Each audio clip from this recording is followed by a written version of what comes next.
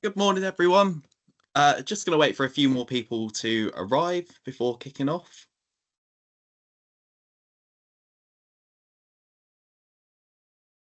Just waiting for a few more people to join.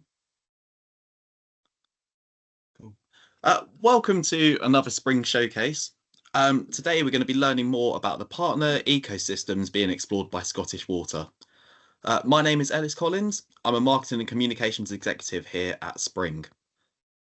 For those of you who might not already know, we are the Innovation Centre of Excellence for the water sector, supported by all the water companies across the UK and Ireland, as well as the supply chain and academia. Our goal is to enable collaboration, remove duplication, and accelerate innovation within the water sector. Spring are the custodians of the Water Innovation Strategy 2050. For anyone who hasn't seen that document, we will share a link in the chat. It lives on our website and outlines 7 main themes with challenges sitting under those themes that we are currently trying to tackle in the sector. Spring also put out calls for innovation against those themes through our Accelerator service. You can find out more about the current Spring Accelerator 4 programme on our website. But today's service offering is all about knowledge sharing. We have 2 aspects to that, the first being our knowledge library on our Spring platform, where there is a bank of over 60 case studies on innovation projects from across the sector for you to go and learn from. Recordings of our previous showcase events, as well as any supporting links or documentation, also sit alongside the case studies. With another 200 case studies currently in the pipeline, our platform is constantly being updated. I really encourage you to go and register for a free membership and check out the knowledge section. There will be a link for this in the chat also. We have also recently launched a knowledge sharing vision and set of principles in collaboration with Ofwat to accelerate the adoption of innovative solutions across the water industry. A link to this vision will also be available in the chat. I'd like to give a warm welcome to our international audience members today. We have people joining us from Australia, France, the UAE, Switzerland, and more. Thank you so much for joining us. We hope you find the session valuable. Today, you can expect to gain insight into how partner ecosystems can tackle shared challenges and bridge gaps in capacity and capability through the building of mutually beneficial partnerships. These showcases are all about being able to learn a little bit more about the project and taking away those learnings and knowledge to embed in your organisation. With over 3,700 people registered for these events in total, we are really proud with how they're helping disseminate the vital knowledge surrounding water-based innovation projects and accelerate learning across the sector. That being said, we'll be launching a poll towards the end of this showcase to find out how interesting you found the information and also whether you are hoping to go away and use it afterwards. Please submit your answers when this comes through, it's really helpful. You'll also get the chance to ask the project teams any questions at the end of the session, so make sure to keep putting your queries in the chat throughout today's presentation. On to today's session, I'm just going to run through the agenda and then introduce our speakers before I hand over to them. So to start with, as said, we'll have an introduction to the speakers. We'll then head on to the importance of knowledge sharing. After that, we'll have a building a new capability section and then a case study spotlight. After that, we'll head to a quick break, and then after the break, we'll come back to lessons learned from the projects, and then we'll finish off with the question and answer section at the end. Speakers today include myself. We have Paul Campbell from Scottish Water, who is the Learning, Talent and Resourcing General Manager. We have Scottish Water's Chris Arnold, who is the Procurement and Supply Chain Business Manager. We have Thomas McAllister, Partner Ecosystem Development Lead at Scottish Water. We have the Highland Council's Gregor McCormick. We have Mark Walker from WGM Engineering, and we have Mark Gillespie, CEO of Recycle8. With that, I'll now hand over to Paul to kick off this showcase. Thank you, Ellis. That's an incredible reach you've got in terms of the audience, so that's fantastic. Good morning, everyone. It's a pleasure to join you this morning as we share some of the work that we've been undertaking in Scottish Water in relation to partner ecosystems along with our partners. I want to start by saying just how important I think these type of events are for sharing knowledge and learning from each other. It's really the only way that we'll be able to meet the type of challenges that our sector is facing. Speaking specifically about Scottish Water, we know that to remain sustainable as an organisation, we need the ability to share knowledge, to learn, to innovate, to adapt to the changes that we're all experiencing in our environment. And with hybrid working here to stay, with changing patterns of work, with our employees frequently dispersed across a wide range of physical and geographical locations, sharing knowledge through the traditional informal social interactions has proven to be quite challenging in the last few years. There just aren't so many of those kind of water cooler moments anymore, the kind of informal social interactions. So a couple of years ago in Scottish Water, we set out to increase knowledge sharing across our own business. We placed a very specific focus on setting up knowledge sharing events, many of them in person, so bringing large groups of people together to encourage social learning and knowledge sharing on topics of interest, as well as online events similar to the one we're here on today. We concentrated on two specific aspects, that was internal and external learning, so things going on inside the organisation and things going on outside the organisation as well. We invited employees who had been working on innovative projects to share their work with others and to test and learn about the wider application of the things they had been doing. These were what we called our knowledge exchange coffee mornings, and we found that throwing in a free coffee and some cakes went down really well too. We've been inviting external organisations to join us and share information about projects they've been working on as well, and they've been a great success. We've had our drinking water quality regulator come in, the policy team from Scottish Government, SEPA, our environmental regulator, they've all come in and facilitated knowledge sharing sessions for us. So some real collaborative, open sessions, sharing knowledge collectively, learning together with our partners, with our stakeholders, with others outside Scottish Water. And of course, we've been actively promoting the spring events as well as a way to provide access to insights and ideas from other organisations. So this morning's event, as Ellis mentioned, is all about partner ecosystems, and Chris and Thomas, who have been really front and centre of a lot of that work, will share some of the work that we've been doing in this area within Scottish Water. It's probably fair to say partner ecosystems can be hard to develop and to make a success, but when they work well, they can really provide great results that no one organisation could achieve on their own. It's something that I've personally been working on as well with our delivery partners in relation to skills and resourcing. It's definitely not in the easy category. We're still navigating our way through that, working our way through things. But I would say there's a real shared belief that by working together collectively, we know that we can secure better outcomes for everyone involved. So today, the Scottish Water team will take you through some case studies along with some of our partners who will bring their own unique perspective on things too. They'll talk about sustainable waste disposal, fogs in Inverness City Centre with Gregor McCormack of Highland Council, low carbon concrete with Mark Gillespie of Recycle 8, and the circular economy bridge scrapers with Mark Walker of WGM Engineering. So these will provide some insights into real life examples of partner ecosystems, complete with the lessons learned and with some time for Q&A as well. So how we work together, learn together and innovate together to solve problems with mutually beneficial outcomes is just so important. And I hope that you enjoyed today's session. And I'm now going to hand you over to Chris and Thomas to begin the session today. So over to yourself, guys. Thank you. Brilliant. Thank you very much, Paul. And good morning, everyone. First thing just to say, I think Leah, Ellis, we're having some tech issues. I'm having a few people message me saying they're waiting in the lobby, so I'm not sure if that's something you can help support with, just as we roll on with the presentation. But in any case, we'll crack on. So good morning, everyone. Thanks, first of all, for joining us today, just to learn a little bit more about partner ecosystems and the journey that Scottish Water has been on. And it has been one heck of a journey so far. What I'm going to take you through a little bit today, along with our guest partner organisations that will be speaking, is, I suppose, a bit about the case for change, why Scottish Water decided to go down this new innovative approach in terms of how we work with external organisations and our partners. We'll show you a few different case studies as well, different examples of partner ecosystems that we've now launched and are now delivering different outcomes for us, as well as some of the lessons learned and perhaps some of our thoughts for the future in the Q&A section. Just as a brief introduction to myself, I'm one of the business managers in procurement and supply chain at Scottish Water. I lead a team of 7 people, and we're all focused on supply chain innovation, with a particular focus on sustainability and net zero initiatives. So moving on, and some of you might be quite rightly wondering, what on earth is a partner ecosystem? What makes it different?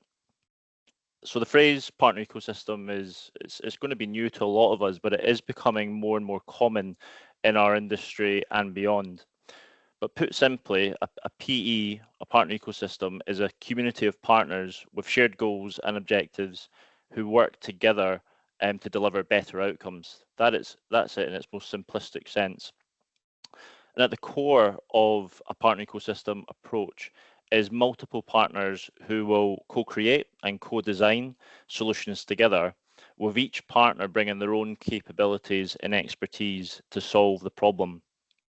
And to a large degree, partner ecosystems are similar to ecosystems that exist in nature, a series of interconnected relationships with different characters, each with their own strengths and priorities. So what does this mean for Scottish Water? Well, this means potentially working with different types of partners if they're willing to participate in an ecosystem. It might involve working differently with partners from NGOs, from research and academia, from councils and developers, to name but a few. But it's worth going back to the start and talking a little bit about how this idea came to fruition in the first place. A few years ago, when Scottish Water commenced our transformation programme, we recognised that if we're going to achieve our 3 strategic ambitions that you can see on our strategic wheel there on the right-hand side of the screen, that effective partnership would be a vital enabler in doing so. And indeed, many of Scotland's most complex and systemic challenges, such as going beyond net zero emissions, surface water management and climate adaptation, cannot be solved by organisations working in isolation. It will require us all to work across industries and cross organisational boundaries to do so. This realisation, and supported with a lot of evidence, helped form the initial sort of concept of a partner ecosystem workstream, essentially a change programme that would focus on maximising the potential benefits from partnership working. Now, in Scottish Water, we do have many strong partnerships already in place, particularly with our supply chain and our capital delivery partners. And we do have examples of working with charities and NGOs, a recent example being our work with Scottish Gas Networks and Kidney Care UK to support customers who suffer from chronic kidney disease. However, we also recognise that there is much more benefit to be unlocked through partnership working that we've not yet addressed yet. And indeed, this was the view supported by industry research, which showed that the construction and utilities industry actually scored significantly lower with regards to partnership working when you compare it with the likes of the electronics and the automotives industry, as sort of illustrated by this graphic here. There are many different types of organisations that can be partnered with, both cross-boundary and cross-industry. The real difference with an ecosystem is in how we partner with them. Now, rather than being purely contractually led arrangements or affiliations for added value, an ecosystem brings together a community of partners with aligned objectives, each leveraging each organisation's capabilities to achieve those outcomes. Now, depending on the focus of a partner ecosystem, it opens up the potential for new capabilities, shared resources, co-funding, and the ability to influence and steer and accelerate innovation as well. As Paul sort of touched on at the start there, partner ecosystems by their nature can be quite difficult and complex to establish. At their core, they rely on companies who have similar ambitions and objectives working together around their shared problems. And during modern times, when customer demands are ever increasing, organisations' priorities are shifting as a result of world events like the pandemic, cost of living crisis, etc. It can actually be really difficult to ascertain what the shared problems are to work together. In fact, rather depressingly, there's a statistic out there that over half of strategic partnerships fail. So you might well be thinking, why would we look to pursue an endeavour that is so difficult to establish and has a high failure rate? Well, that's because, as the evidence suggests, and hopefully as you see with some of our case studies, that when these partnerships, these strategic partnerships do pay off, they can deliver game-changing levels of benefit. Now, over the past decade, the tech industry in particular has been leveraging data and digital ecosystems to enter into new markets. Some of the examples you can see on the screen here include the likes of Google's entry into banking, Tesla's move into car insurance. You've got Vodafone that have moved into the financial services market. And for those organizations that have established or joined successful ecosystems, they're able to reap significant rewards, notably revenue and sort of business growth. Another example you can see on the screen here is One Alliance or One World Alliance. This is an aviation example that some of you may be familiar with, which is driving a huge amount of value for its member organizations. So it's an ecosystem where you have 15 member airlines work together to, in their words, deliver a seamless and world-class travel experience by providing additional benefits to customers. So some of these benefits include access to airport lounges, collecting frequent flyer miles, priority boarding, etc. And intuitively, you might think, why would a bunch of competing airlines who are all vying for the same customer's money want to team up in a partner ecosystem-like approach? But it's because they've realized that as a collective, they could provide a greater service offering to their customers, and collectively, they would all benefit more of us as a partnership being together. So being part of an ecosystem can, as I've said, lead to that pooling of resources and expertise. It can lead to risk sharing, enhanced collaboration, minimization of duplication of effort, and importantly for a lot of private sector companies, it can lead to enhanced revenue growth. What I'm going to pass you on to now is, or who I'm going to pass you on to now is Thomas, who is a key part of the team in driving lots of the partner ecosystem thinking across our business and with our partner organizations. But just to sort of close on this piece around the case for change, and we'll touch on this more later, what's been really important for embedding this change in our business has been the executive leadership support and I suppose senior leadership support all the way throughout our business. Partner ecosystems, as I say, has been seen right the way across our business as a key enabler for change. And because we've had that fantastic executive level support, we are able to make great strides in the early days of rolling out this capability across the business. So I'll now pass you over to Thomas, who's going to tell you a little bit more.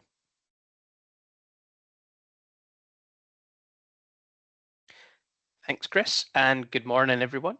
As Chris mentioned, I'm Thomas McAllister. I'm a partner ecosystem development lead in Chris's team. And I'm going to talk to you about how Scottish Water built this new capability and started to apply partner ecosystems principles to the challenges that we face. And Chris touched on some points I'll hopefully expand on for you and give you what you can imagine will be quite a brief overview here. In 2021, Scottish Water embarked on a business-wide transformation programme, and this was to ensure that our organisation was fit to serve the people of Scotland in the future and adapt to evolving needs and requirements. One key enabler that was called out as part of this programme was the need for partnerships and working differently within that space. And with the support of consultants initially, the theme of partner ecosystems was explored. And during the research phase of that exploration, we learned a lot about the best practices and that we weren't currently there. Snapshots shown on this slide, excuse me, are some of the outputs of that phase and highlight that collaboration such as partner ecosystems requires a strong foundation at both the cultural and procedural levels to allow you to build, maintain and benefit from those partnership opportunities. And the key themes of those strong foundations are the need for trust, a shared ethos along with ways to categorize the partner types and the different ways we should work with other organizations that we partner with. Strong leadership and cultural behavioral shifts would be needed to encourage this new way of working. And another important element would be to build a roadmap and plan to get from the more contractual way of working to embracing proactive working within ecosystems with partners who share the need and drive to support things like net zero and a flourishing Scotland, along with tackling other shared challenges where more benefit can be seen from collaboration than working alone. In beginning to pilot the partner ecosystems approach, we had to address those foundations that we needed. The business took a view that we should learn by doing, identifying real challenges that partner ecosystems could tackle rather than only looking at the hypotheticals. To do that, we would need the tools to identify potential partnerships, initiate and progress them. Working with SIA partners at this stage, our partner ecosystem playbook began to be built.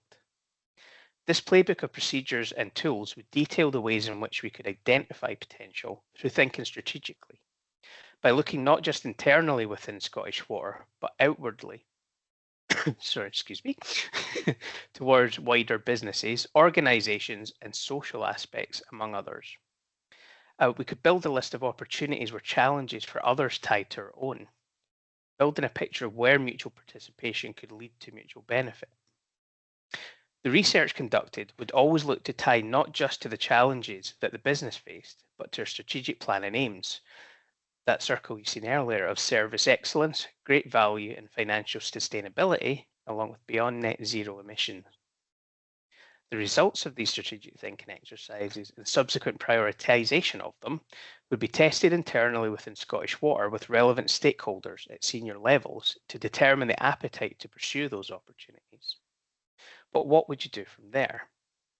The playbook would further develop into providing tools and guidance for reaching out to potential partners, confirming and building on the initial views of mutual benefits and opportunities to collaborate right through to creating partnerships and delivering the projects. As a live document, the playbook would act as a guide for us to pilot partner ecosystems while remaining flexible enough to meet different demands and change with the learnings that we would gain.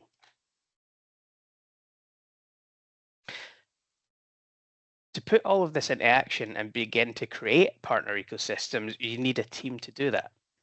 Starting in the Transforming Our Future Delivery department during its pilot phase, the team now sits in procurement and supply chain. And the members of this team have varied backgrounds, but the common threads are the ability to work with and be comfortable with uncertainty, to manage stakeholders both internal and external, and the desire to challenge the status quo to achieve something better with wider reaching benefits. And in this team, we use the main tools and implementation methods that I mentioned a little earlier. Using the playbook, partner ecosystems are developed in 5 phases. In phase 0, we explore the potential opportunities, what challenges are we facing that other organisations, businesses and even communities and so on, also face and prioritise them based on initial research. They may be prioritised by their impact on the challenge or by their impact on a flourishing Scotland, just as some examples. But there are many criteria and we can create a matrix with the key elements to score them against. The opportunities may come from within the team through sprints, conversations both within Scottish Water or with other organisations.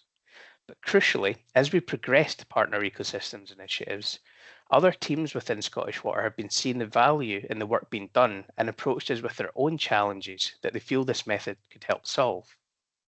An example of that would be our bioresources team opting to pursue a partner ecosystem to meet some challenges on the Western Isles. What we'd also love to see, through raising awareness of this, are other organisations creating their own partnerships where Scottish Water may be able to have a positive impact, while also seeing benefits. It's key that we not only have initiatives that we lead on, but also play a part in others. Once those phase 0 outputs are prioritised and tested for appetite to pursue, they move into phase 1. This is where we reach out to potential partners to gauge interest and buy-in. Often starting with senior key personnel, we look to understand and build their comms around the hooks for other organisations. What are their challenges and how do they tie into ours? Where would the mutual benefit for everyone be? And where and how could a partner fit into the overall ecosystem? I mentioned a little earlier about the categorisation of partners, and here we need to seek out those who could fit into the various roles we foresee being needed.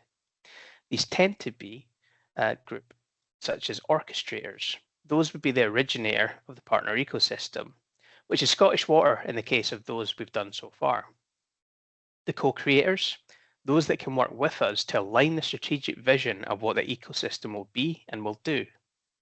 Funding is quite key. There's very little that's possible without investment, but we work towards seeing benefits for those funders. And capabilities, those are quite important because those are the ones that can support with resources and workstream delivery. It may be that some organisations fall into multiple categories depending on their appetite and need within the ecosystem. Once we have onboarded partners and agreed to work together, it's on to phase 2. Here, we define what the partner ecosystem proposition is. What will it do to meet the challenge it's been convened for? We then develop that using workshops with all the partners present to firstly think widely about all of the possibilities and then to converge on what it is we'll actually do. Crucially, this also involves the partners committing to roles such as workstream leads to fulfill the vision we've jointly created. Phase 3 is where the partnership designs the project based on the outcomes from the previous phases and delivers a project that acts as a demonstrator for the solution that has been decided upon. You'll see from our upcoming case studies that this isn't always a technology or construction solution. The demonstrators are tooled to meet the individual challenges and can be technology-based or even behavioural change-based. If the pilot proves successful, stage 4 is where that is scaled and maintained to take to a wider area or a larger rollout and making it business as usual. The projects developed and delivered during that third phase are demonstrator projects, and we'll discuss 3 of those in the case study section shortly. Initially, to learn by doing, we had 4 demonstrators to pilot the project. Sustainable waste disposal, blue-green infrastructure, low-carbon concrete, and circular economy, which focuses on bridge scrapers. As Chris mentioned earlier, some partner ecosystems will succeed and some will fail, but equally, they can go in a different direction or scale to achieve the goals. If you look at the initial vision for sustainable waste disposal here, you'll see a difference in what was actually implemented to give us a tangible demonstrator. And after just mentioning them, that brings us on to the case studies themselves. And as well as hearing about the demonstrators that resulted from the processes, we have the speakers from one of our partners from each ecosystem to give their perspectives on that as well. The first one we'll look at is tackling incorrect disposal of fats, oils and greases in Inverness city centre, which focused on food service establishments in particular, so things like restaurants and takeaways. To provide some context on the fats, oils and grease, you can see some pretty shocking statistics here. But more than that, there's the impact it can have on the community, businesses and the environment. You can see from this slide that a blockage in the sewer can lead to flooding that damages property and causes other issues such as fly and pest infestations. Then there's the disruption and mess caused by the unblocking of the pipework.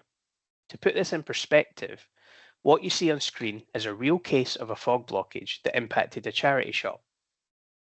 It had to close for over 20 weeks while they refurbished the entire premises. Between the insurance refurbishment and further repairs, it cost over £40,000 to fix. This one event prevented fundraising and assistance for vulnerable community members, as well as a general disruption such as road closures for the investigation work to locate the chokes. Pipework choked by fog or other incorrectly disposed of material is much more than just an issue we have to respond to or a statistic on our reporting. And as for the opportunity itself in Inverness city centre, the heat map here shows the scale of the blockages there that were reported to our contact centre over a 3-year period. Our normal proactive tactical approach, as we call it, is to tackle this by carrying out inspections of food service establishments to determine if correctly sized grease trapping is installed. These visits are then followed up with letters informing businesses of the actions needed as per the legislation and that they must comply. A previous successful campaign of this type saw an initial 90% success rate in compliance drop to around 80% over time, showing that long-term compliance can be harder to achieve. Early in developing the partner ecosystem here, initial interviews were carried out with local food service establishments. This built a preliminary picture of the level of compliance and knowledge of correct disposal practices in the area. A challenge here is that we would later find out the responses were incorrect, whether through lack of awareness, knowledge, or potentially fear of repercussions. In general, we found that it's the smaller food service establishments that have poorer knowledge and a lack of sense of responsibility for the health of the sewer network. And these findings told us that there's an opportunity to test that education and collaboration can lead to better and longer lasting outcomes.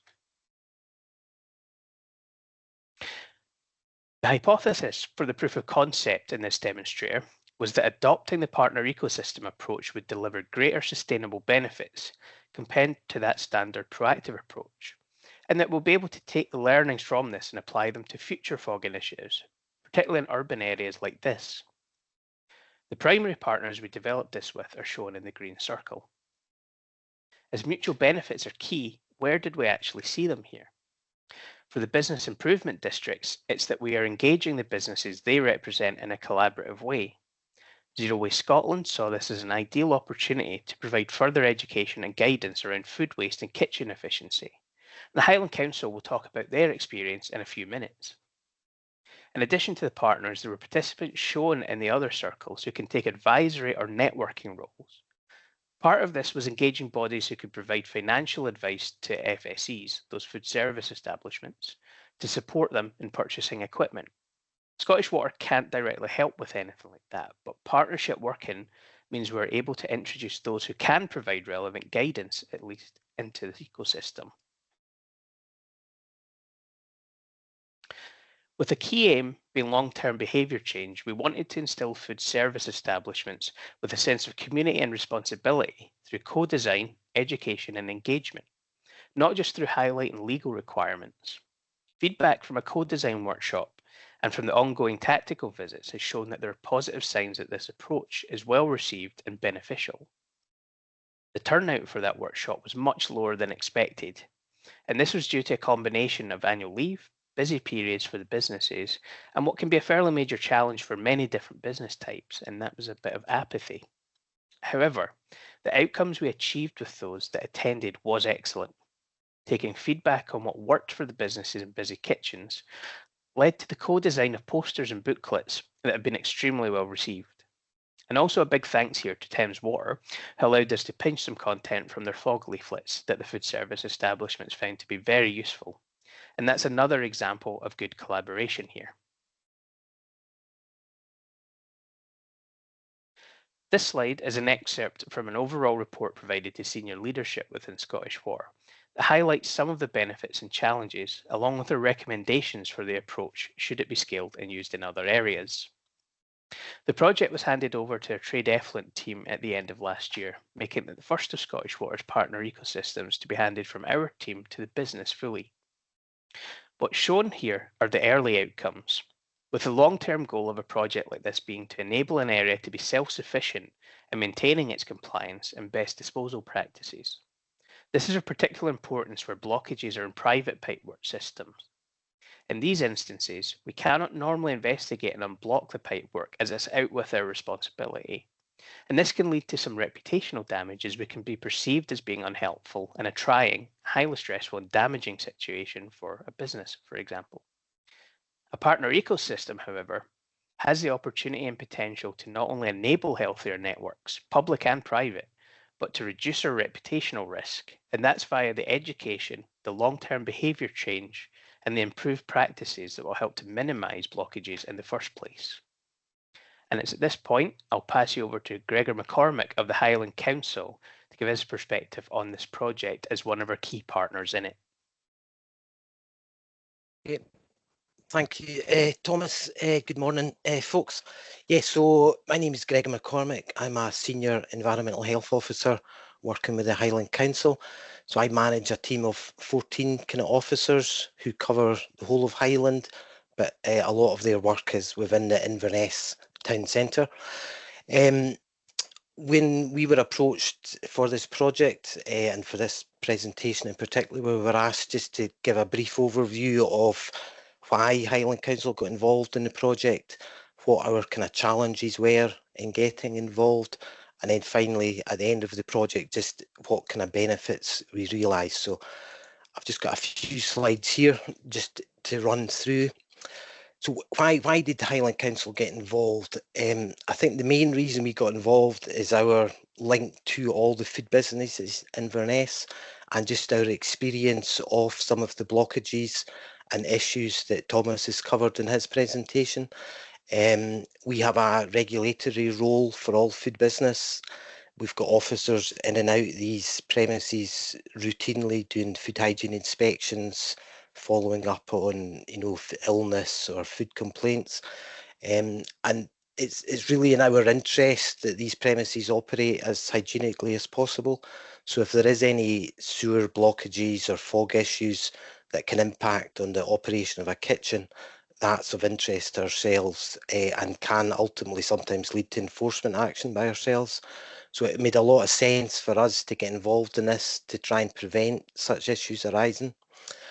The second issue, the main issue for ourselves, is just general public health. So wherever there is any sewer blockages or discharges of sewage, either into basements or on pavements, inevitably we'll get public health complaints from members of the public, which takes up officer time and causes issues, widespread issues around Inverness town centre. So we felt once the whole kind of ecosystem was explained to us that this would be a definite benefit for ourselves getting involved in this. Also, simply we've got a large pool of officers. Many of them previously with the understanding, it's a sewer issue, that's a Scottish Water issue. We don't have any direct kind of remit in these side of things other than liaison with Scottish Water, and Scottish Water would ultimately unblock it and resolve it. So we felt that there was a good opportunity to just raise officer awareness, get a much better understanding of the issues, and just develop that kind of more effective working relationship with the Scottish Water, the trade effluent officers involved, and basically build up that working cooperation contact details for any future incidents. The main kind of challenges for ourselves, a lot of it at the start, it was the terminology, partner ecosystems. Some of our officers, myself included, what's this going to involve? It's that unknown. You're committing yourself to a project, maybe you don't realise just the extent or work it's going to be involved. As with any or most local authorities, we're under pressure budget-wise, resource-wise. So again, just in the early stages, it's that kind of unknown how much resource is going to be required. It's part of the design workshops, the workshops with the food businesses, doing surveys of the premises. And just when we spoke to the officers, again, that all the team are very busy, dealing with service requests, all their proactive work.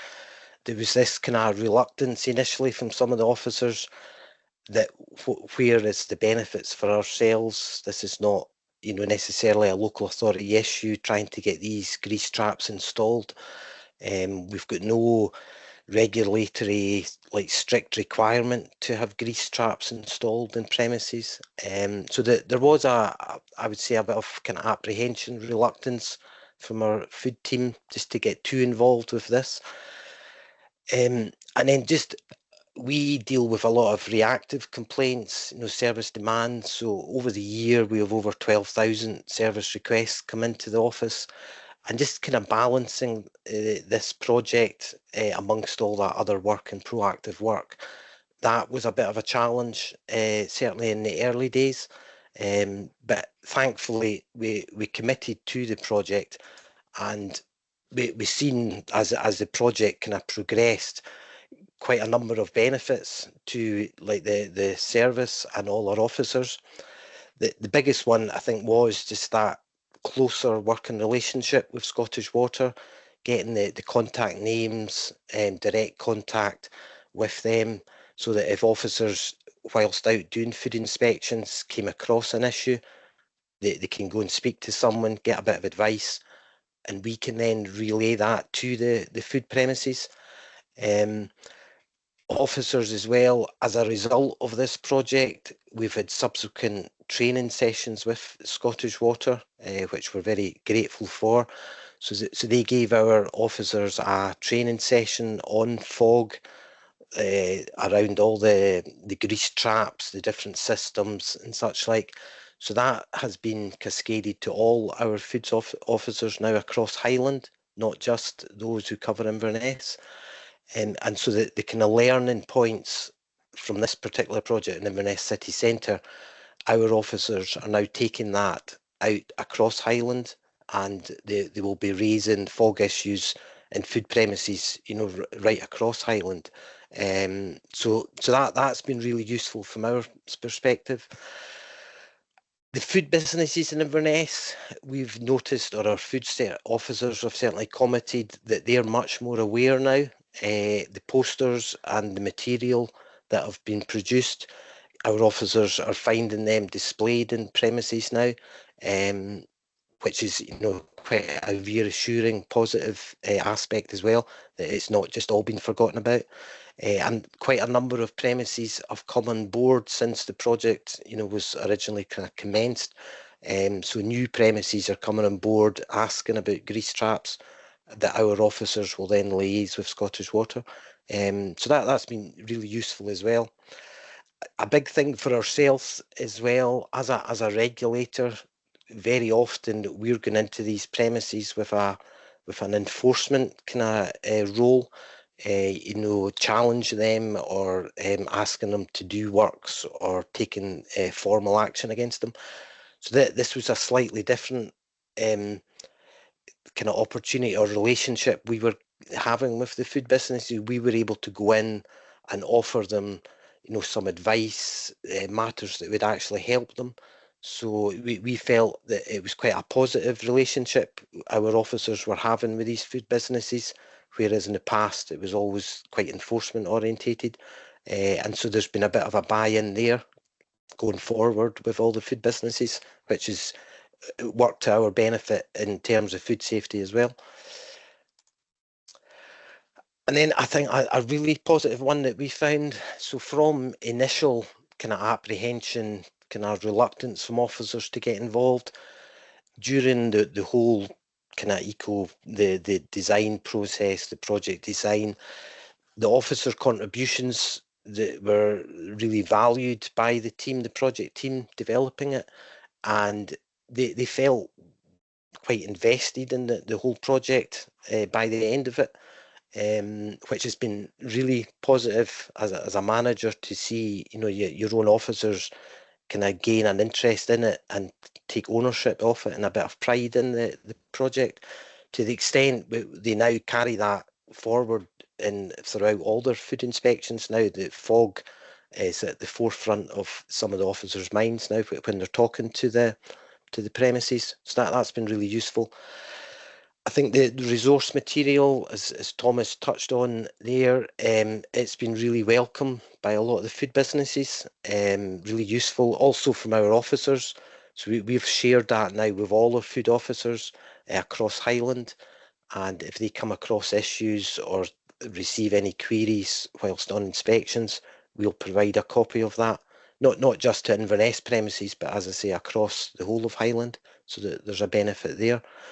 The point of contact, as I say, has been a really useful going forward, where we've had complaints or reports of issues in premises.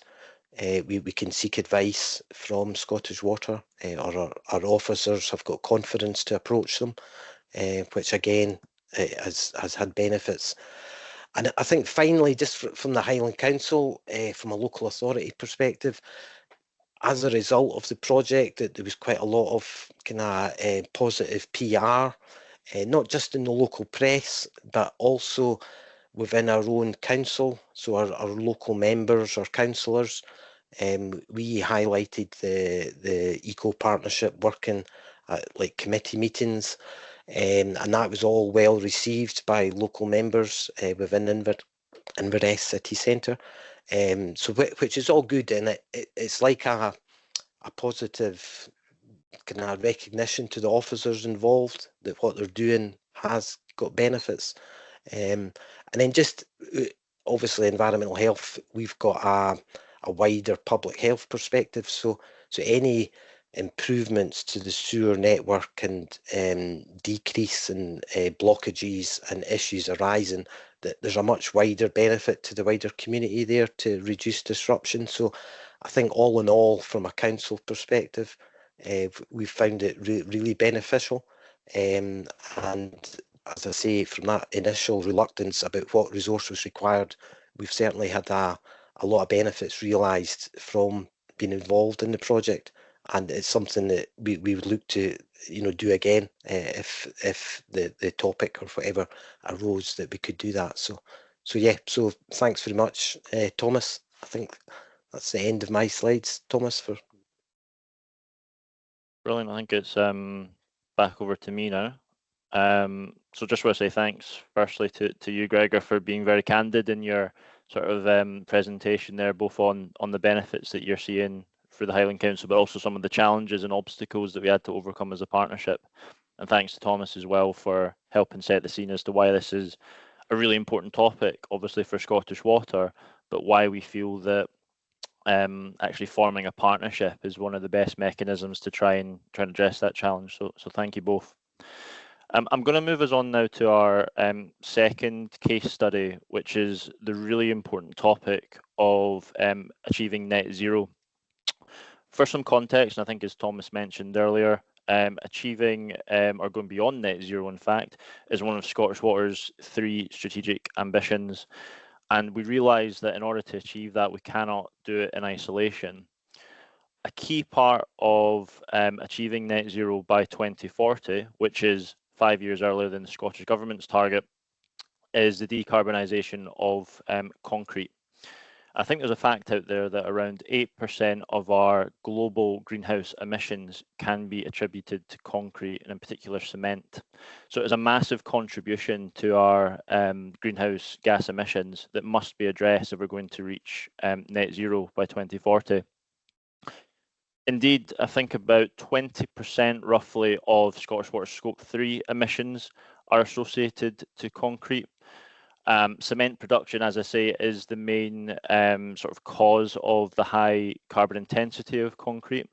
And whilst there's been lots of different types of innovations, many of the developments of new low carbon concretes still rely on the byproducts of unsustainable processes. So for the likes of steel production and coal production, those materials are used to help substitute some of the carbon intensive parts of concrete.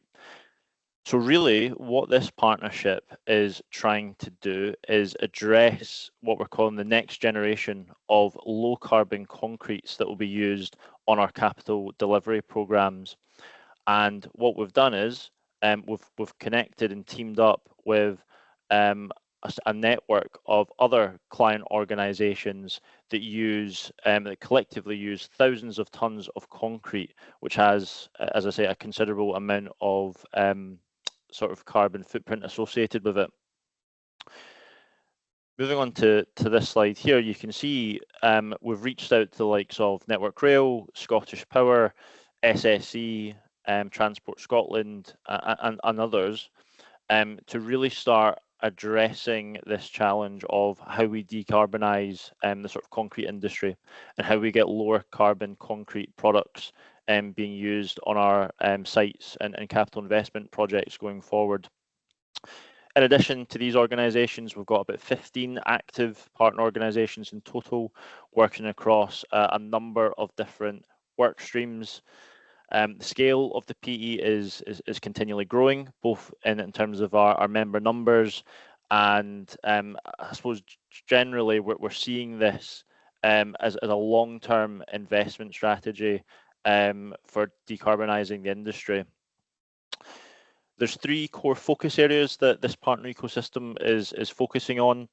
One is working with innovators to accelerate new product development. Secondly, we're working with our supply chains to increase the availability of low carbon concretes across Scotland. And third, we're working with client organisations to embed low carbon culture and drive sustainable decision makings in each of our organisations' processes. So the aim, just to summarise, of this PE is looking to, I suppose, establish a consortium of strategically aligned partners that have the combined influence and buying power to influence organisations both inside and outside of our supply chain. So we've been on a bit of a journey with this partner ecosystem, and as you can see on this slide here, the work really began back in January 2023, where we started a process of creating a bit of a vision, creating that story of the need for change and why it was important, why it was an important problem to solve. This led us, following the partner ecosystem playbook, we started reaching out to different client organisations as well as the wider supply chain to start to co-create that vision and case for change. That also led into the establishment of our governance structure and operational model. As you can see in that sort of second box there was about 30 people currently involved or working as part of this partner ecosystem with multiple different project managers. It has taken time to understand what the scope of each of those work streams are, the different roles and responsibilities and accountabilities of the people involved, and also starting to set a precedent for what this group's strategic plan was, which would ultimately be overseen by the steering committee. So if I can describe 2023 as the year of design and setup, I would certainly be describing 2024 as the year of delivery. What you can see on this slide here is two different working groups that have established as part of the ecosystem. We've got the Innovation Accelerator group at the top there. And as I said, what we're trying to really do there is accelerate the development and trialling of new low carbon concrete products. That includes things like looking at different asset types that are shared across each of the client organisations. The benefit of that being that one organisation can trial a product and share that learning with other organisations. It also looks at the likes of trialling of 3D printing assets, and looking to embed a process for reporting and sharing learnings from those trials. Secondly, we've got the adoption and sort of standardization group. And what this is really looking to do is tap into some of the operational and procedural changes that the groups can make across their organizations. And that includes the likes of restricting the use of the most carbon intensive concretes, or CEM1, looking to understand at a much more holistic level the sort of volumes and types of concretes that we're using across our portfolio of investment projects, so that we can, I suppose, more adequately choose suitable replacements that are lower of a lower carbon intensity. So it's really tapping into that behavioural and procedural change that needs to happen across our organisations.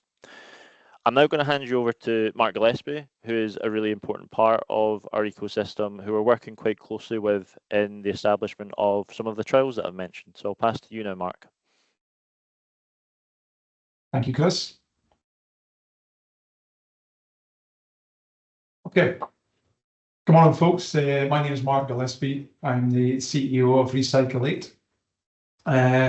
Before I get into describing how we function within the partner ecosystem, I just wanted to give you a bit of a brief overview on what is Recycle8, the company, and also what is the technology that we have. I also like to sort of kick off these presentations by saying, and following on a little bit from what Chris mentioned in terms of the concretes of today, is that towards our solution, we often say that there is no silver bullet here to solving the problem, and it's all very much part of a jigsaw puzzle and getting us to where we need to be in 2040, 2050 and beyond. So just to kick into the business presentation, just to give you an overview, the mission, as it says there, we want to be good ancestors. working with strategic partners to realise our shared vision of reducing carbon emissions in the construction sector. Our technology, just to give you just a very brief overview, is we transform incinerator bottom ash aggregate, otherwise known as IBAA, and otherwise that's normally destined for landfill. We take that and put it into a high quality, lower carbon concrete solution. Prior to getting that IBAA from the market, we obviously work with the likes of the incinerator and energy from waste plants and also the metal extraction companies to produce the IBAA that meets our needs to go into our products. As you move to the right, the top right-hand corner, you can see in there a traditional concrete mix is very much made up of cement, sand, gravel, water and plasticizers. Where we come in is we're there to replace part of the aggregates, so the sand and the gravel, and also depending on the concrete mix that's decided on, we're there to remove a percentage of the cement, hence the lower carbon. In addition to that, what we've got is we have a binder, which forms into the R8 mix along with the IBAA. That binder has two functions. The first function being there to control any leachate, and also it's there to bring strength back to the concrete, back to where it was and beyond, hence the reason we can back out some of the cement. So that gives you an idea of the technology and how it's deployed and the product. Looking at us from our USPs towards us, lower carbon, we've obviously discussed, but there's more to it with recycling than just lower carbon. It's there by way of the sustainability. So prolonging the life of the quarries, a resource that's not going to replace itself, and also looking towards a circular economy where using residential and commercial waste is part of our concrete solution.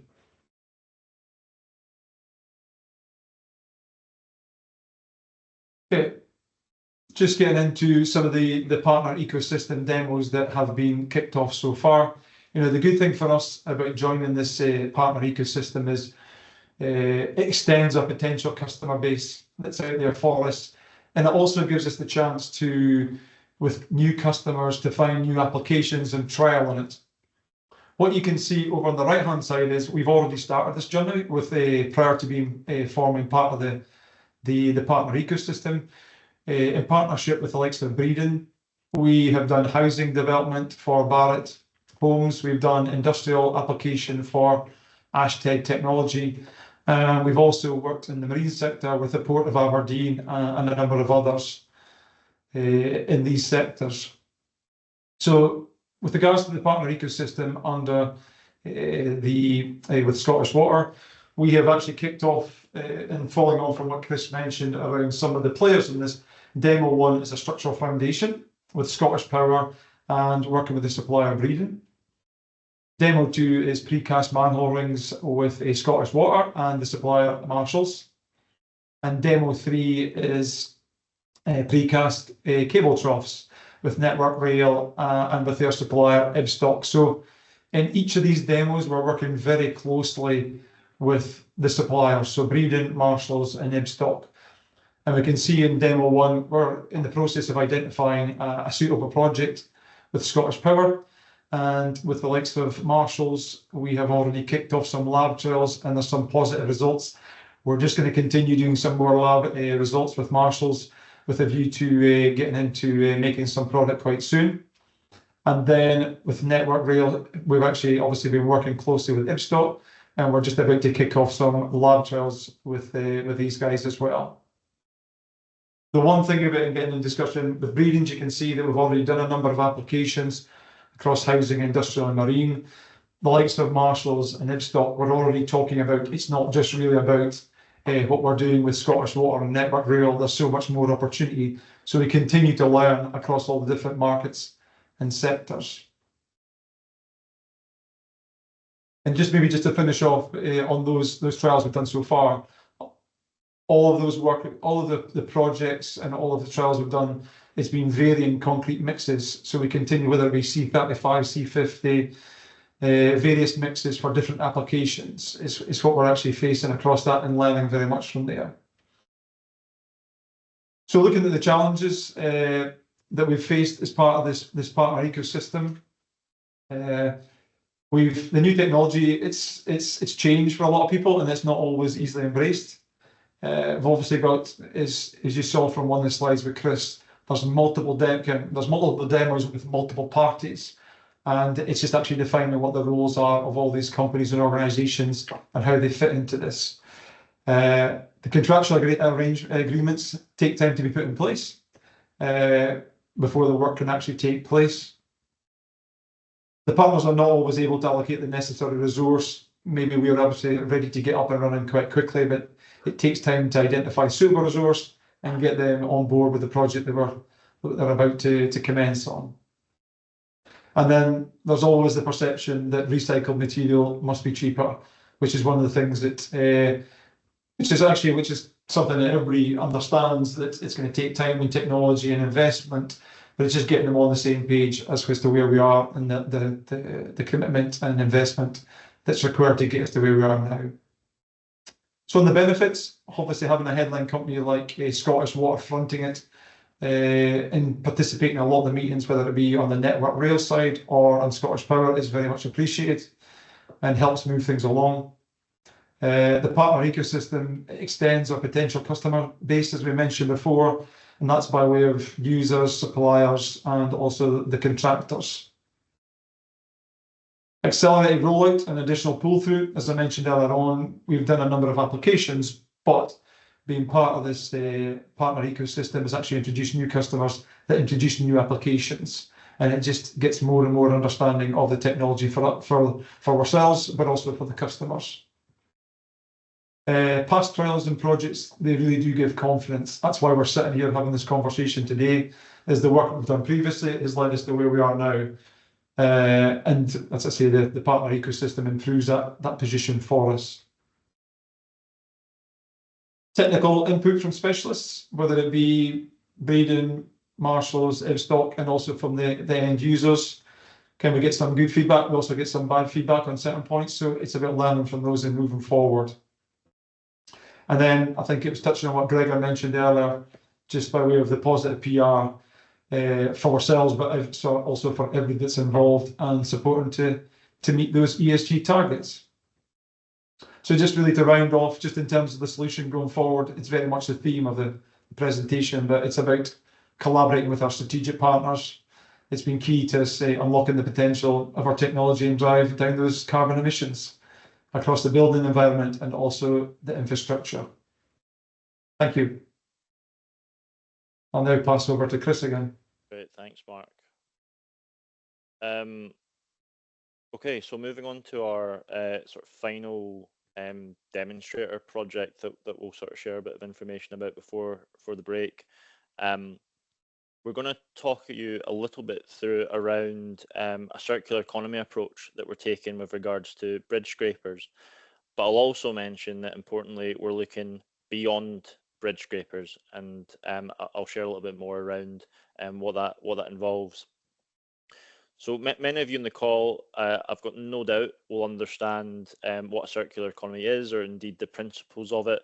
But for those of you that don't, basically it's around trying to promote the likes of recycling, refurbishment, remanufacture, maintenance as much as possible. Lots of benefits with that, both financial but also sustainability and carbon benefits. And it's definitely a space that Scottish Water is trying to move into more and more, especially as we progress with our investment programme going forward. At the moment, I think it is fair to say that our capital investment programme operates somewhat in a linear fashion, as you can see in the graphic here. We have bad habits at times of procuring and buying new products, putting it to use, and not knowing quite what to do with it at the end of its life cycle. And that can unfortunately lead to instances where products are improperly disposed. What the team and I are really interested in going forward is how do we move to that future state of a more circular and unified supply chain, where we can have instances of greater levels of recycling, greater understanding of where our waste is going, and therefore we can take the sort of proper action to make sure that it's kept in its life cycle for as long as possible. So we're starting to explore this concept more and more, and what we look to do is establish a partner ecosystem to help us and help the supply chain have that mutual benefit in taking us forward on this journey.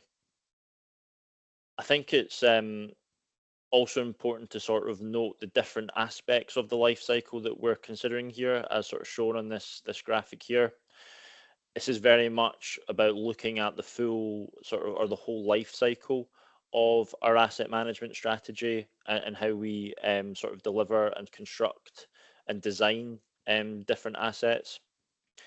In essence, that is involved looking at different parts of the life cycle, including the likes of modular build, how we introduce our lower carbon solutions, what happens when I suppose you've got different parts of equipment that come to the end of their life cycle, if they can be reused or repurposed. And I think a massive part of this is understanding our sort of data and data analysis of what's happening on our sites a little bit better. So with our capital program that's underway at the moment, we do have a lot of contracts in place with our contractors and partners, such as the like of WGM Engineering, which Mark will speak about in a moment or two, who carry out a lot of the repair and maintenance aspects on Scottish Water's behalf. But what we wanted to test and explore here as well was, by the introduction of ecosystem thinking, bringing new partners into the mix, could we actually generate more innovation, fresh ideas, challenging the norms, so that we can start to embed these circular principles at a much more sort of accelerated pace. So as I mentioned, bridge scrapers was chosen as this initial sort of starting point for testing this approach. Some simplistic reasons really why they were chosen. The bridge scrapers are thought of as, I suppose, relatively of low technical complexity, and they have a large sort of steel component size as well. So they were seen as, I suppose, indicatively an opportunity that you could start applying circular principles to fairly easily. I caveat that with it's not been fairly easy at times. Perhaps that lack of complexity has hindered us at times. But in any case, we've decided to pursue bridge scrapers as a starting point for this sort of type of thinking. As I mentioned right at the start of the presentation, what's been really important for trying to deliver any change program, and indeed partner ecosystems, is we've had fantastic senior leader support from across our business. So in the sort of environment and planning side, but also our operations and capital investment and procurement colleagues as well.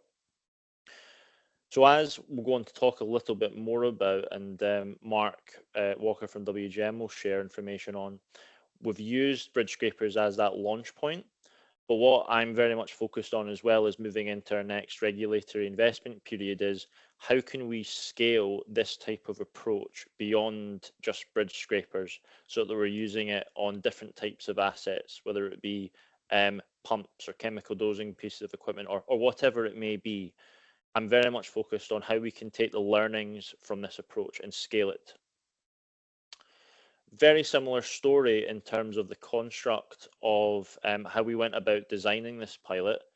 It has not been purely client-led. I think that's probably a strong message that you've heard throughout the presentation so far. This has been about co-creation and co-development of what the project and what the pilots are trying to achieve, and the timelines and how we set ourselves up to deliver those. So you can see some graphics here around some of the outputs that we've produced from some of those sessions, along with our objectives and success criteria, live workshops that we've had in person, as well as site visits. And the position that we've got to now is we've got 4 work streams that are being actively considered and delivered throughout the remainder of this year. If I just talk briefly through some of these, we've got alternative design, which is looking to incorporate those circular economy processes into the design process, looking at things like alternative materials for scraper blades to increase the lifespans and I suppose reduce consumable parts. So it's also looking to consider non-metallic design for a bridge deck to reduce maintenance and reduce the sort of use of steel. We're also looking at alternative power sources as well that might be used to power the bridge scraper through local energy sources, whether it be wind or solar or hydro, and also considering on and off bridge structure solutions as well. I mentioned before about the importance of data and data analytics. That is another work stream here where we're looking to gain intelligence on what waste is created on our site, as well as the types of waste created and where it ends up, and identifying new opportunities to try and harness that future value. And lastly, we've got a work stream established on innovative inspections, and this is looking at things like a subsurface periscope prototyping that can look to sort of investigate tank conditions without having the need to take the tank offline. And that can hopefully lead to efficiencies in informed decision making on how and when to invest in our assets. So lots of great work going on in this space, and I'm really excited about, I think, the scalability of going beyond bridge scrapers as well. So similarly, I'm going to hand you over to Mark Walker now from WGM, who will share a bit of his experience. Mark. Thank you, Chris. Thanks a lot. Good morning, everybody. I'm going to skip through this quite briskly because I'm aware we're slightly behind time at the moment, so we'll just try and catch some of that up. I think the first thing I'll say is that the first few months of our partner ecosystem, I think we were probably struggling to find our feet and establish exactly what we're working on. And the breakthrough came after a few months when we held a design challenge workshop, which led to us identifying 10 key opportunities that we felt were worth progressing. And they fell into 4 broad work streams, as Chris just outlined. And you can just see those pictures there on the right-hand side are the first test of that prototype periscope for subsurface inspections. But really what I just want to skip through now is our experience to date. I think I'm talking on behalf of the whole partner ecosystem. We are a framework supplier into Scottish Waters. That's kind of the role that we play. But as you saw previously, there were other not-for-profit organisations and the University of Edinburgh participating in the team too. But if I start top left, there's no question that it took us quite a few months to establish exactly what we were going to spend our time focusing on. Whether or not that could be done quickly, I'm not quite sure, but people should be aware that that is the case when embarking on these types of initiatives. And then if I go down to that black box, there's no question that once you've got scope tied down to be reasonably specific and narrow, then you can actually make progress and move forward. So getting to that point as quickly as possible, I think is a big help. And not all the ideas that come up and get discussed are necessarily brand new. Some ideas have been around for a considerable amount of time, but the benefit of forming a team, an ecosystem, given the mandate to focus on and progress these kinds of ideas, means that action actually takes place. So I think that's a major benefit for actually progressing ideas that have just been discussion points up until now. Now we're focused on circular economy, but there's no question that the importance of low carbon alternatives, and we've been hearing about those today, are a fundamental issue within this whole kind of area of focus. And so there's no getting away from that. We kept finding ourselves coming back to that issue. And I guess if we are going to really make progress, then we've got to take circular economy approach right back to design. That's where it all starts. And ideally, we design out some of these high carbon materials that we use today.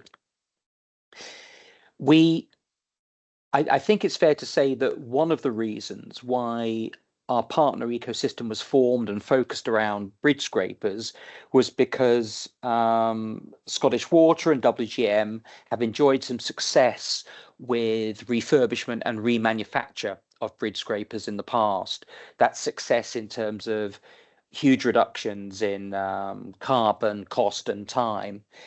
But in terms of further circular economy potential, they are rather simple, as Chris was just outlined, and that rather narrowed, that rather kind of constrained our scope of work. But fortunately, the group has worked together well and is keen to sort of pivot into other asset types and sort of broaden our horizons a bit. And we have the mandate to do that from Scottish Water. So that's been a positive outcome from what was a relatively difficult situation. And our learnings, of course, come from both the success we sought to achieve and indeed hitting a few roadblocks. And if we take the subsurface periscope, we saw the photographs earlier, that first test wasn't an immediate success. But of course, we now have feedback and learnings, and we're working on a second iteration of that to take that forward. Top right, I think this is just an obvious truth that you've got a lot of people who are under pressure with their day jobs, and they also want to participate in and contribute to the partner ecosystem. That can be difficult at times because they're effectively acting as volunteers in order to progress ideas and to make strides forward for the sector. But that's not always easy, and we have to be cognizant of that. And finally, just jumping to the bottom right, I think what's absolutely the case is that this arena, the formation of a partner ecosystem, we found to be very positive in terms of moving things forwards and starting to establish some principles that can be used more strategically. And Chris referenced earlier Scottish Water thinking about SR27 and so on, and the incorporation of circular economy principles into that. I think some of the learnings from our working as an ecosystem will help to inform that. I'll close there in an effort to recover some time. Hello, everyone. Thank you so much to the presenters so far for a really engaging session. And thank you to everyone for making the chat so lively as well. It's been great seeing everyone's questions and conversation coming in. The time is almost 20 past 11, so we're just going to head for a slightly over 5-minute break, and we'll be back at 25 past 11 for lessons learned and then the Q&A session. Thank you, and see you all shortly. Hi, everyone. Welcome back from the break. As said before, we'll be starting this part of the session with some lessons learned from the team and partners. With that being said, I'll pass you back over to Chris now to kick off. Great, thanks, Ellis. So we just move to the next slide, Leah, please. Yeah, we just thought we'd kick off a sort of 10-minute session here on some of the lessons learned, and I'll bring in the likes of Thomas and some of the other partners as well. But just to sort of kick off my reflections in terms of the journey to date, I kind of touched on it right at the start, which has been around the importance of having senior leadership buy-in to making this all sort of possible and happen. I think in the early days of Scottish Water sort of understanding partner ecosystems and PE, I think conceptually the business, parts and pockets of the business understood it, other parts less so. But what was, I think, really encouraging was having our executive team sort of stand behind this and really stand up a sort of programme of change and different initiatives to really give sort of credence across the whole business. I think really importantly as well was the understanding that if we're going to start doing more partner ecosystems and partnership working like this, that we actually had to start building a sort of bit of capability in the business through the establishment of a sort of dedicated team that could help identify partner ecosystem opportunities. It could actually understand the playbook of best practice and look to sort of deliver and sort of project management these initiatives as they're taken forward. So I think that's one thing that I speak to the team about quite a lot, is that sort of development or building of a new organizational muscle, if you can put it like that. That's been a journey that we've went on. That's been a new skill set that Scottish Water's had to learn, had to adapt to, and continues to learn from. So that's probably two immediate reflections for me, has been the importance of senior leadership buy-in across the company, and indeed across our partner organisations as well, for getting on board with initiatives like this. But also, I think Scottish Water has been quite bold and been quite brave in dedicating resource to these sorts of initiatives, because fundamentally we believe that it's the right thing to do. Thomas, I'd like to bring you in. Obviously, being a member of the PE team, you'll have your own reflections on some of the practicalities of delivering PEs and working with partners. Is there anything that you'd like to mention that comes to mind? Yeah, the first one linked to what you were saying about that senior support within the business. We call out on the screen here is that early ownership within the organization. That's very key, particularly where you do have a dedicated team and the business as usual aspects of that may be run by another team. The Inverness one, the example there would be trade effluent. So having that early buy-in and early working with you on that can help to really embed that in there and make sure that everyone's aware of what's required and help to shape it for their team as it's getting built. And I guess that also ties into some of the other ones here. So being flexible as you do that and as you build a partner ecosystem is quite important. Every organization that you deal with will have their own needs and their own targets and agendas that you can work within and bring benefit to. And sometimes that means you may need to have a bit of a pivot in what you're working on or the way you approach something to make sure that everyone is getting what they need from a particular partner ecosystem, as much as you can when you do have a challenge that you're trying to meet there. And in doing that, again, it's mentioned on that slide there that it's okay to fail and take the learnings from it.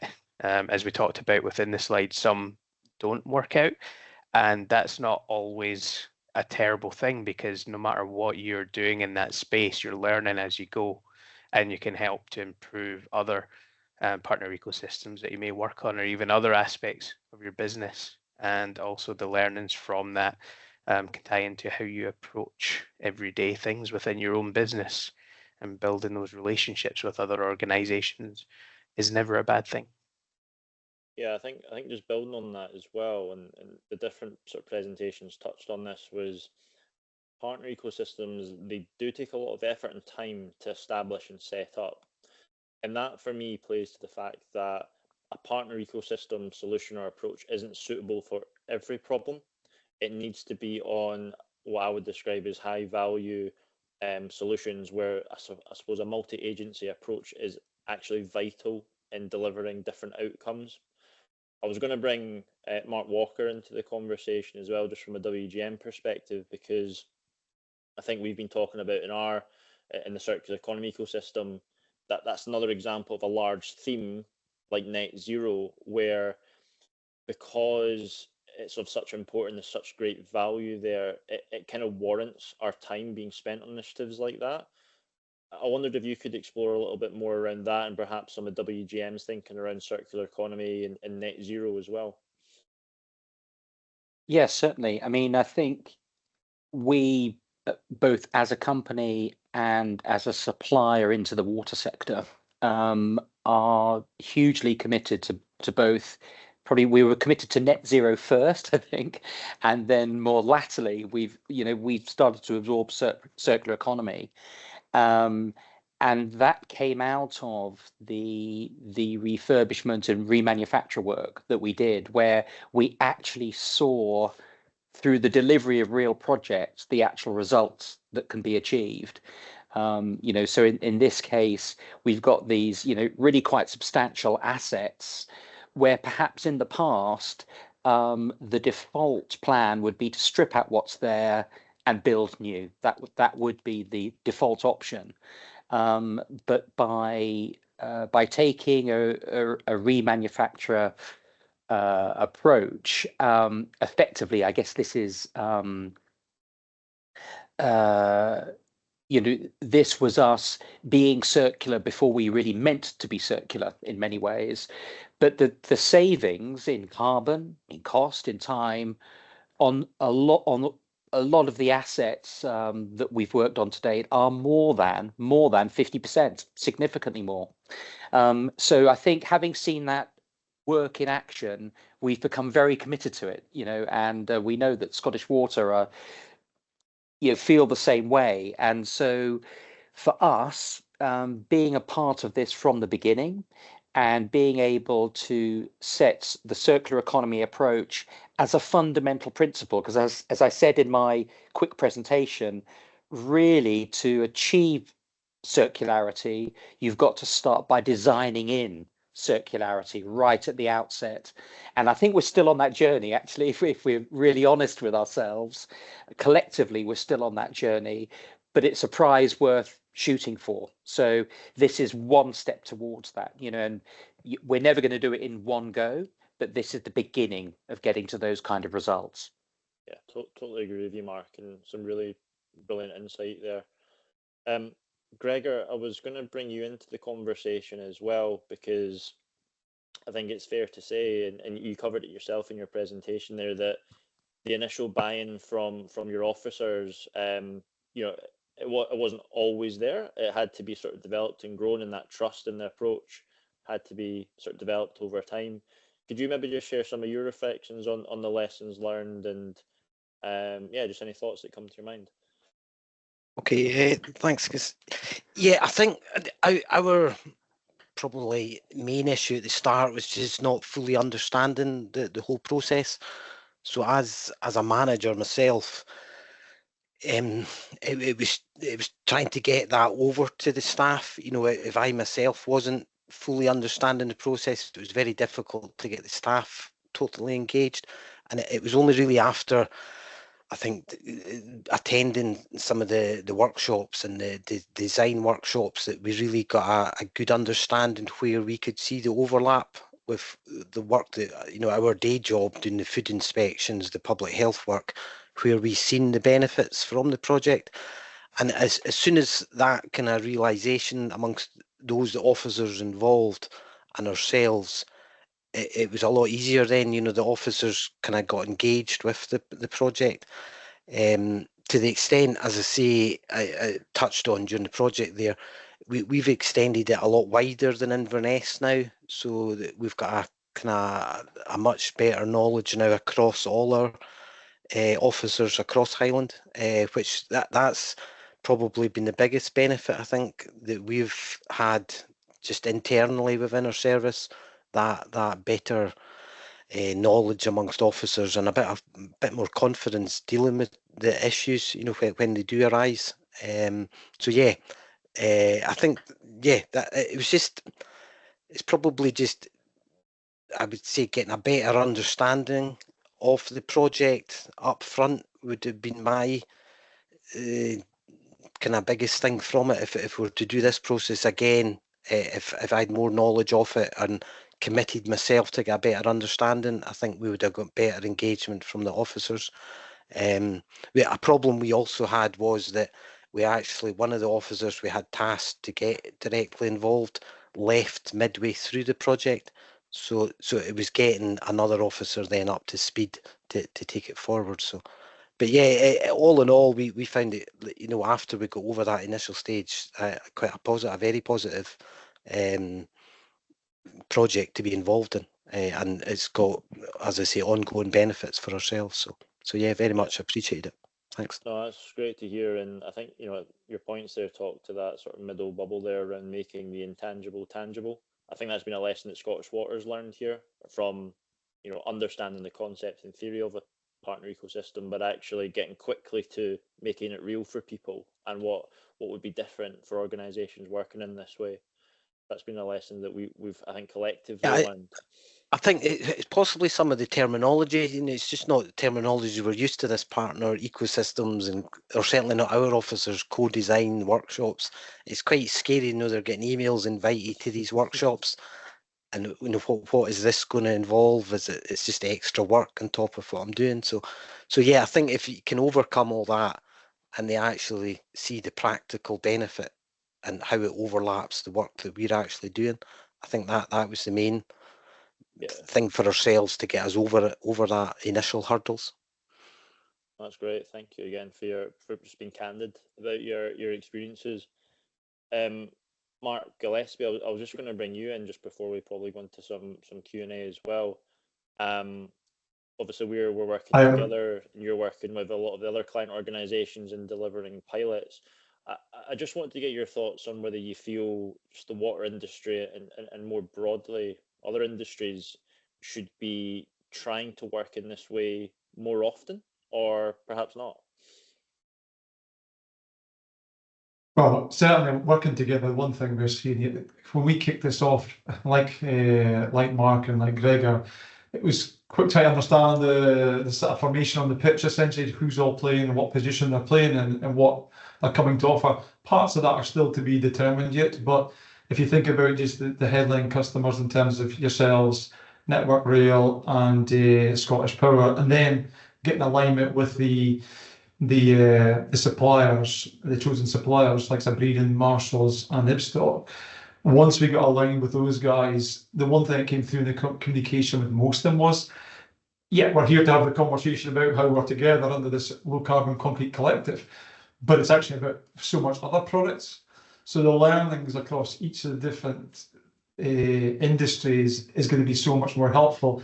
And as you saw, so much of the work that we've done, whether it be in housing, whether it be in industrial, or whether it be in marine, all the way we're learning and we're taking it not necessarily just into the same sort of market or sector, we're actually moving the information that we've got, the lessons learned, into others. So the more we collaborate, the more we work together, it can only be helpful. In fact, we'll never get moving the technology forward. It needs people to embrace it, those that have got the same driver behind it as we have. That's the way we're going to succeed with this whole lower carbon concrete solution. But the one thing we have actually talked about, and it's something that Emma Bush and I have talked about, is we kicked this off, it very was a lower carbon topic.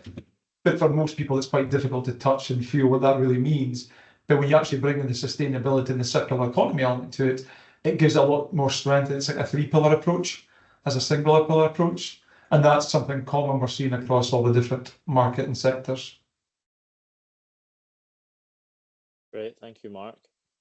Ellis, I don't know how we're doing for time, if it's time to move on to Q&A or...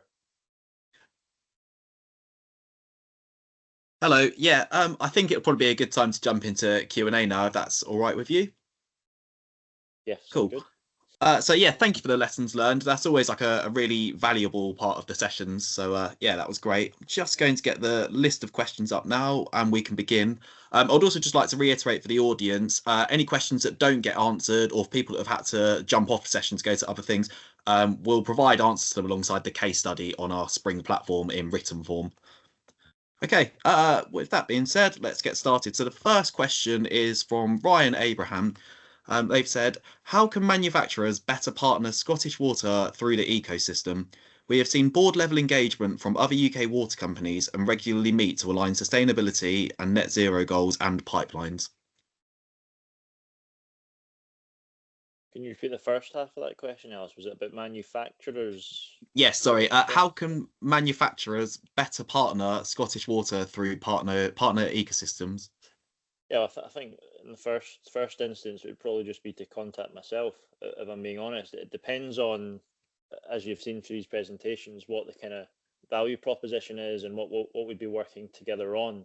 But I think in the first instance, you can contact me or somebody else in the sort of procurement and supply chain team, and we'd be happy to have an initial conversation with you. Amazing, thanks. I also just wanted to ask if all the other presenters could get their cameras on, just in case any questions pop up for that means them. I'm not taking all the questions. Yeah. That would be great. Thank you. And then we've got a continuation of that question. So it says, bouncing on Abraham's comment, and with regards to decarbonisation of WWT, do Scottish Water partner ecosystems already include nearby manufacturers? Nearby, in terms of like geographically located, is that what that? I assume that's what it means. Yeah.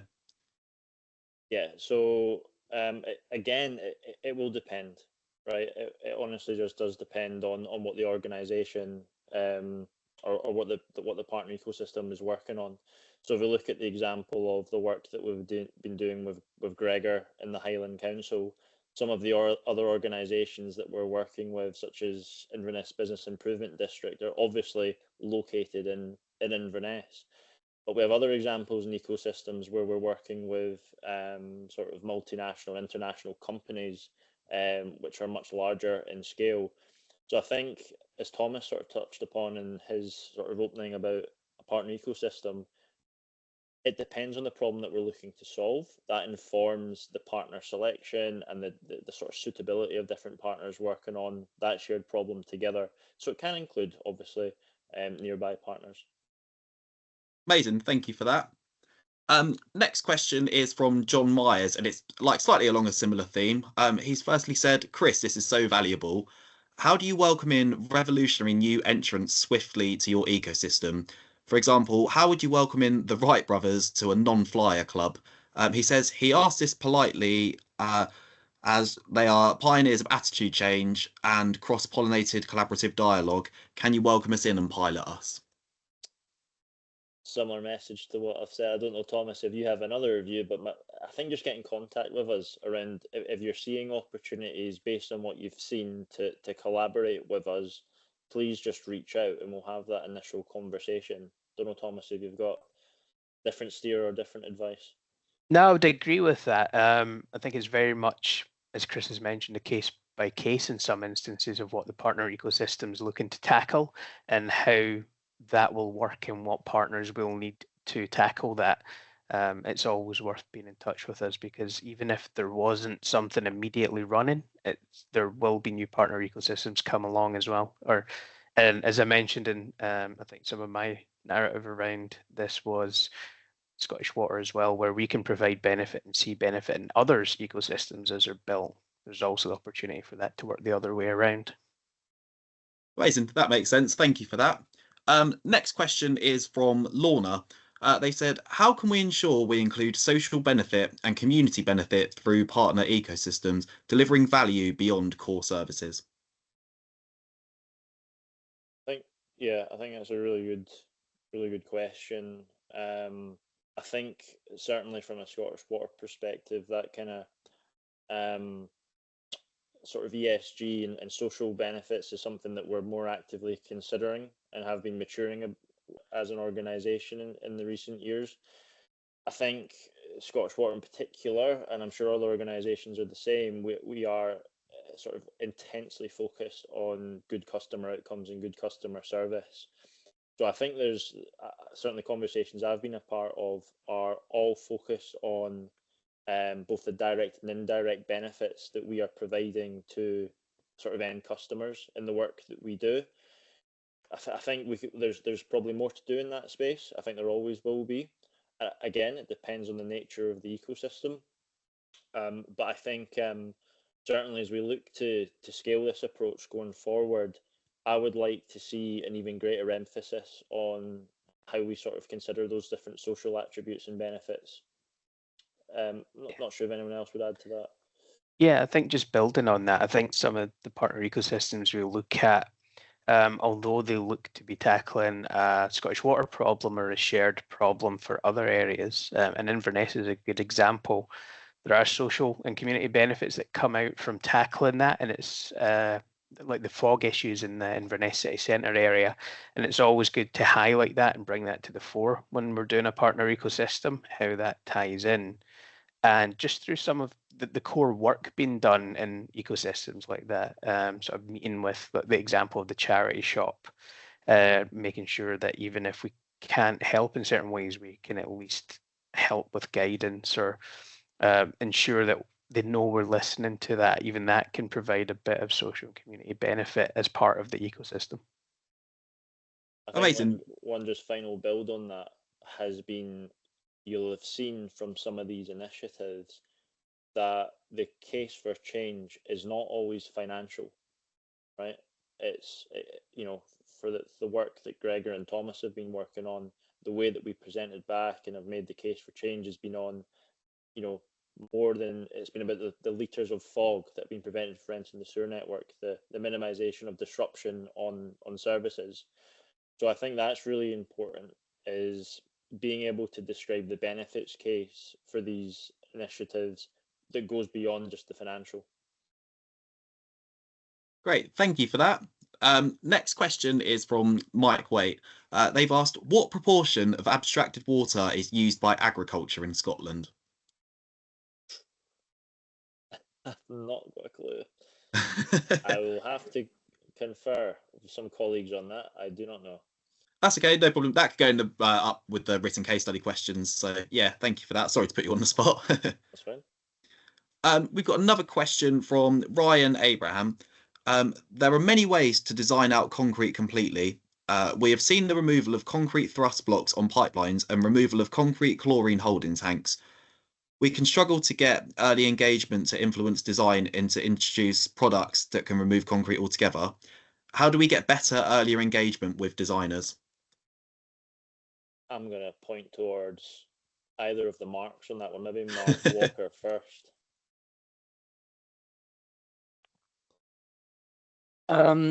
Yeah, I mean, I think fair point. You know, across all asset types, all engineering, all design, increasingly we've got to be looking for both alternative design and alternative materials in order to achieve both circularity and lower carbon. So, as I said earlier, to really achieve on this agenda, we've got to start at the point of design, and so I'd kind of agree with that point. Now, that's partly us as engineers have to do that, and it's partly the commissioners, the people actually purchasing these assets needs to want to drive down that path too, and start to specify that as well up front. Great, thank you for answering that one. Next, we've got a question. Maybe Alice, maybe just to add to that, just yeah. I know Chris did mention possibly we having a comment on that. One of the things that we've had is that just getting ourselves positioned with the technology first is a challenge, and once we get in there, it's about picking the right strategic partners. So obviously, we've been quite extensive for the last 1.5 to 2 years with Breedon, so we've been developing things with them. But that's not to say that they're not looking at other things as well. And the way when I mentioned earlier, as I opened it up about it's part of a jigsaw puzzle, we can see that whereby there's a point whereby it's not just one technology that's going to solve the problem, it's a number of technologies together, cumulative, that will get us to where we need to get to. And just to reiterate what Mark Walker's talking about, you know, it can't just be about lower carbon. If we think about other things, it's got a lot more strength in having a chance to position it. So yeah, it takes time, and getting specified. We're now at a stage where we have got like 2 projects where we've been specified, and that changes the mindset within the industry, because they have to be helped, the supply chain, to say we would like you to include that product as part of the submission. Great, thank you for that.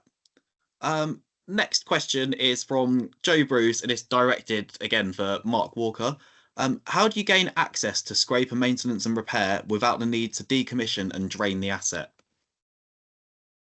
Well, I referenced some refurbishment and remanufacture projects that we've already delivered. They were quite significant projects where we did have to drain the tanks and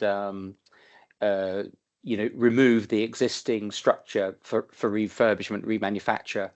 I think going forwards, what our philosophy is now is to take a more modular approach to design, such that it might be possible to actually replace certain sections or what have you with minimal disruption, certainly less disruption than you might see today. So that's part of our design philosophy going forwards.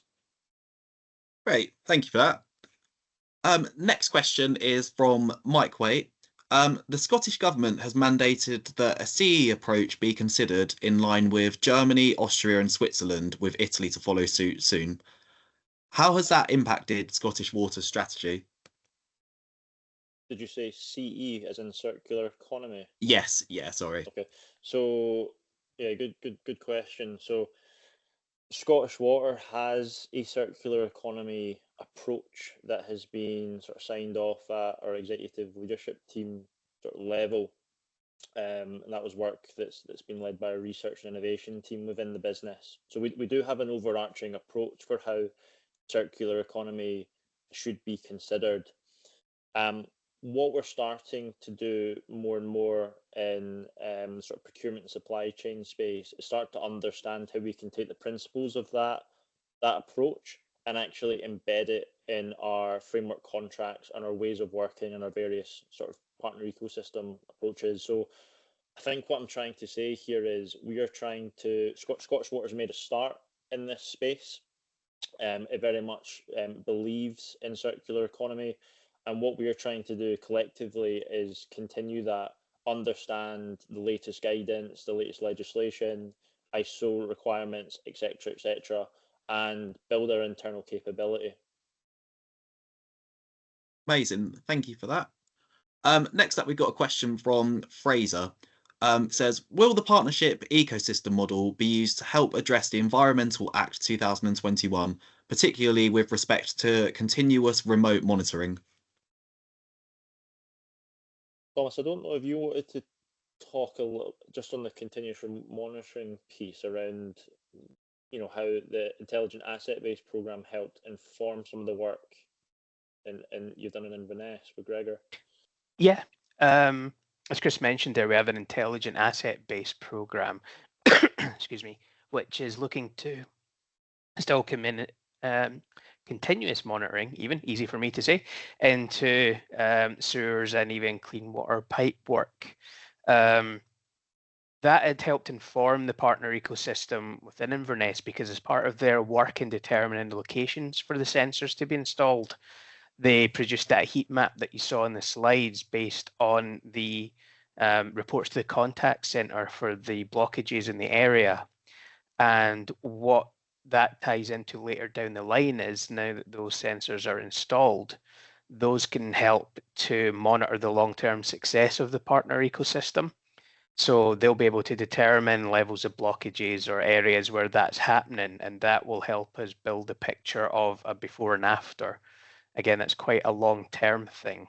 As for the ecosystem model being used to address the installation of those remote monitoring sensors themselves, I think that would maybe be one we'd take on a case-by-case basis if the intelligent asset-based team needed that extra push to get them in. But I think so far I think you'd agree, Chris, it's been quite a successful program overall so far. Yep. One other just final build on that. So a part of our sort of team's capabilities has been that ability to carve out and understand future challenges as well, and future opportunities for partner ecosystem working. In fact, we've got about 18 different initial propositions identified that PE way of working could be applied to in the future as well. Similarly, in the team, we've got a supply chain innovation portal that went live earlier this year, which looks to describe to our immediate supply chain some of the live dilemmas and challenges that we're having as a business, and we're looking to innovate on with our supply chain. Our hope for the future is actually we're going to open up that platform to a broader, the sort of broader ecosystem, if you like, beyond just initial supply chain, which will hopefully see even more sort of new and fresher ideas coming in as well. So I think what I'm trying to, again, convey here is that we are definitely looking beyond the initial ecosystems that we've established for new opportunities. Perfect, thank you for that one. I think we've probably got time for just one more question, but obviously, as I said earlier, the rest will be uploaded alongside the case study for our audience. Next one's from Sarah. It says, have you evaluated the potential of a partnership approach for water efficiency, either domestic or otherwise? Yes, that is one of the 18 that I mentioned that have been initially identified. I think there's lots of opportunity in there for partner ecosystem working. I think the challenge of leakage is one that's shared across I suppose, the other utility companies across the UK as well. So I think it's fair to say Scottish Water is looking at different opportunities and different mixes of solutions for how we would address that challenge. But yes, water efficiency is definitely one that's been identified. Great, thank you. Might be able to squeeze one more quick one in. So this one's from Alan. It says, what other sectors and stakeholders are collaborating on Scotland's low carbon concrete collective? So there is quite a few. I think it's probably easier just I suppose after the session we could send out a list of all the partner organisations that are currently involved, just at risk of missing a few just now. Yeah, that would probably work, especially as time sort of ticking on. So yeah, I think that probably naturally brings us to an end. Just wanted to say thank you so much for everyone who's taken time out of their day to join us. Hope you found it really valuable. A massive thank you also to the team from Scottish Water and the partners for sharing their project learnings with us so openly today. I believe earlier on my colleague popped a poll in the chat about today's session. Please do take a moment to give us some feedback if you can. We find it really helpful. There are also some links in the chat for some updates from spring, such as our accelerator process and some upcoming events. Keep an eye out for those too. As mentioned at the beginning, we'll be posting the recording of today's showcase on our platform, along with the written case study, which should be available approximately within the next week. Any questions that haven't been answered, and also the questions that have been answered, as said, will be written up for people that may have missed out, and they'll be uploaded onto the platform too. Keep an eye out for that. We'll usually do a post on our LinkedIn to sort of alert people when they're on there, but also have a look on the platform. There's loads of other stuff on there in the meantime, and it's always like really interesting to look through it. Just wanted to say thanks again to everyone for coming, and I hope you all have a lovely rest of your day. Bye. Thank you. Bye-bye. Thank you. Thank you.